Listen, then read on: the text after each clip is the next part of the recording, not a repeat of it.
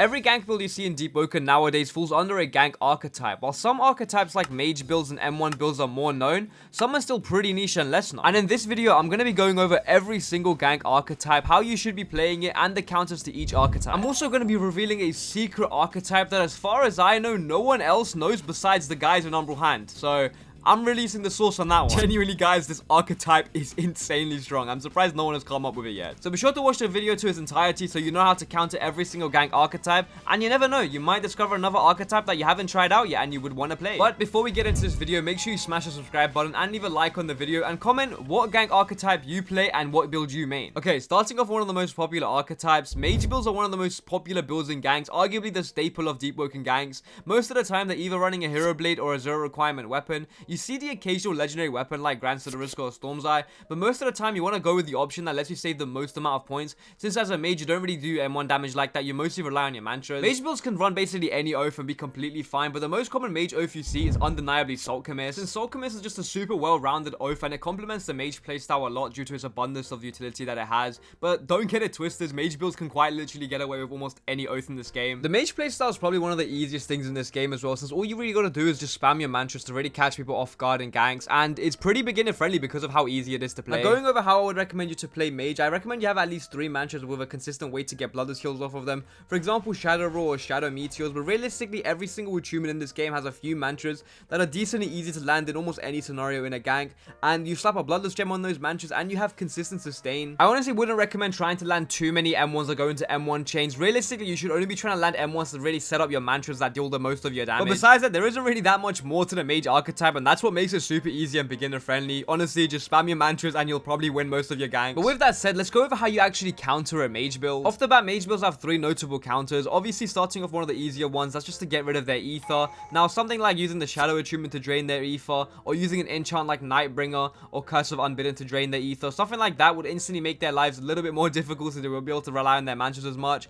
Moving on to the next notable counter, that would easily be going over their sustain. Mage builds naturally have a lot of sustain since they've really, be spamming their mantras with bloodless gems onto them. So if you can get some sort of an anti-heal onto them, they're pretty much screwed. So if you're running something like Ring of Pestilence, All the Dead Gods, or even a Witherblade, that's going to somewhat counter mage builds. And last but not least, mage builds often have a skill issue. So when it comes to parrying, it can be difficult, especially for, a beginner mage player. So just hopping on an M1 damage build and really forcing that M1 trade, it's pretty much going to counter them. And yes, on that last point, I am speaking a little bit from experience. Now, next up is essentially the antithesis of mage builds, and that's none other than Silent Heart. And yes, arguably it does deserve its own archetype category, since Silent Heart completely changes your build, basically acting as its own attunement. But honestly, there isn't much variation when it comes to Silent Heart builds, since there's a total of 3 decent builds you could make of Silent Heart. But either way, you would assume that by going Silent Heart, you're limiting the amount of utility you have access to, since you're sacrificing all your mantras. But I'd argue Silent Heart loses out on completely nothing at all, and in fact gains way more than your average gank build, making it insanely OP. I mean, yes, they do have less moves overall compared to your normal build, but the average Silent Heart move does way more than a mantra. Silent Heart moves do true oath damage, and they proc all your talents and enchants on hit, which is just insane. Bro, tell me the last time you've seen a mantra do all that. But then people say Silent Heart doesn't have any full damage cancel, so they lose out on a bit of utility there, but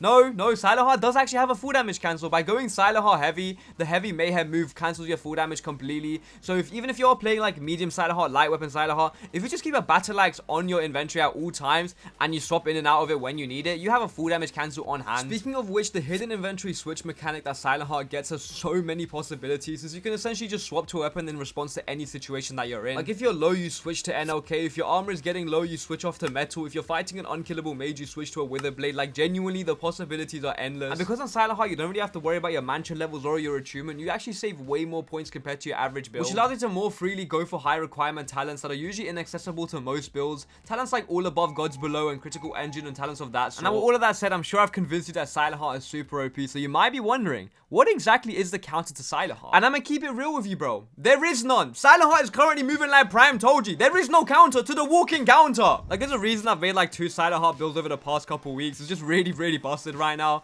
Point is, if you want an easy build to learn and get good on when ganking, just go play Silent Heart. But next up is the support archetype. Support builds are easy, another staple of gank builds. The difference between having a good support and not having one at all is extremely massive. A good support can legit carry an entire guild in a gank, and I've seen it firsthand, man. It's insane. Even after the few nerfs to Link Strider with Wither being added, supports are still strong as hell. Going over how you actually want to play as a support player, you want to ensure that most of your mantras are either support mantras, utility mantras, or mobility mantras. This way you're able to continuously support the team and you're super hard to catch. And I want to put a lot of emphasis on that last point. You gotta be hard to catch because a dead support is a useless support. So enchants like Curse of Repulsion and Bounce are basically your best friend. These just make you way harder to kill. But besides that though, the main weapon of a support player is usually the Vortex Echo, since this weapon was practically made for support players. It resets the cooldowns of basically everything across the board, and that includes your Link Strider heals. So these players are basically able to just dash out 30% heals and get you up like a bar and a bit. But there is a catch. Technically the Vortex Echo is a relic weapon, so it can be kind of difficult for the average player to get their hands on it. And the cost of using the crit also adds on Wither to your health on top of the Wither you already gained from using Link Strider heals, so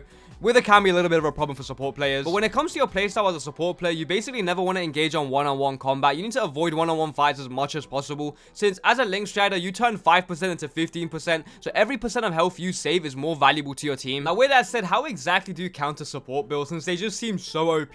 And they are to a degree, but there is a counter, unlike Silent Heart. Off the bat, just to get it out of the way, any form of anti-heal is a support player's worst nightmare, since they can't heal the guy that you're fighting, they're pretty much useless. But if you're going after the support player itself, the best thing you can do is to use either talents that cause Wither or use the Wither Blade to stack up Wither on top of the Wither they've already built up from spamming their Link Strider heals. Holy, count the amount of times I said Wither there. But besides that, there really isn't that many counters to support builds, which is why they're considered to be so strong and almost required in every gang. Moving on to track stars, now we're getting onto the more niche archetypes. For the longest time, and for like low-key valid reasons, track stars weren't seen as legitimate gank builds, but with their persistence in the gank meta, they've only evolved, and now your average track star is moving like Prime Wally West. Now, as a track star, you literally have just one job, and that's just to save allies when they're knocked and get away, and that's pretty much it. As a track star, you never really fight anyone. All you do is provide utility. When it comes to your actual setup as a track star, you want to try to stack as many mobility mantras and talents as possible. For example, picking up Pre-Shrine Gale for all those good mobility talents. You also want to get maxed out 100 agility for two main reasons. One, so you can scale most walls that people can't. And two, to pick up a talent called None Left Behind, which allows you to more easily pick off people off the ground in ganks. And funny enough, this talents addition is what actually solidified track stars as a legitimate playstyle in this game, since its one purpose is just to pick up people and run off with them.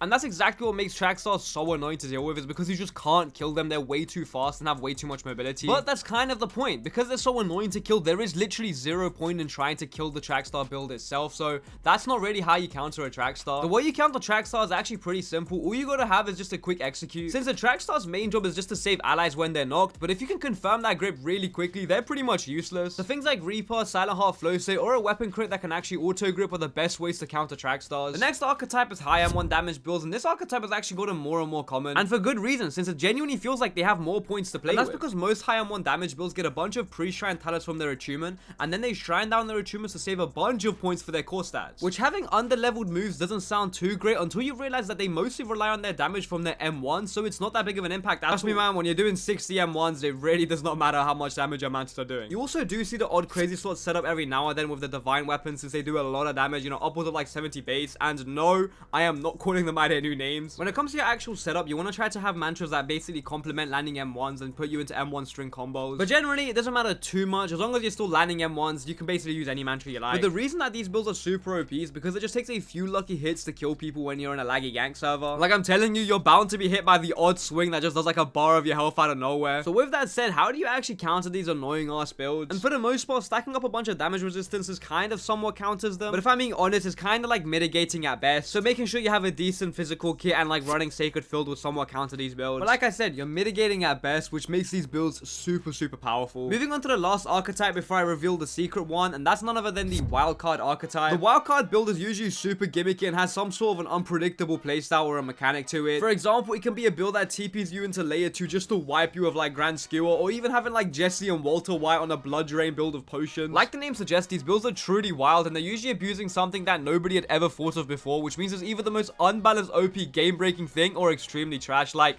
there is no in between. And honestly, I gotta say, honorable mention to Not Primly for consistently making good wildcard gank builds. Honestly, man, hats off to you. It's genuinely impressive. But when it comes to countering these types of builds, though you hardly see them, there is still a way to counter them. Since they're usually abusing something that's super unpredictable, there isn't like a solid counter. So the best thing you can do is try to figure out what their gimmick is, how they actually do it and pull it off, and try to adapt to it to counter it. And finally, the secret gank archetype build that barely anyone knows about is what we in Umbral-Hand have dubbed the nuke star. You see, this gank archetype has all the benefits of being a track star while having the high burst damage of a maxed out M1 damage build, which is why we call it a nuke star, because it can completely nuke your health while still having all the benefits of being able to run around endlessly like a track star. And honestly, if you're skeptical about this build being too good to be true, you would kind of be right, because there is a catch. Because this build ultimately falls under the support category, because on its own, it's kind of useless, since this build is pretty much a glass cannon. In fact, most of the time, our nuke stars are just running issues rings. Since like I said, it's a supporting build, meaning it's hardly ever engaging in one-on-one combat. As a nuke star, your one task is to knock players who are already low. I mean, you know what I'm talking about. You're in a gank, you got a guy red, but for the life of you, you just can't seem to drop him. And that's why the nuke star comes flying over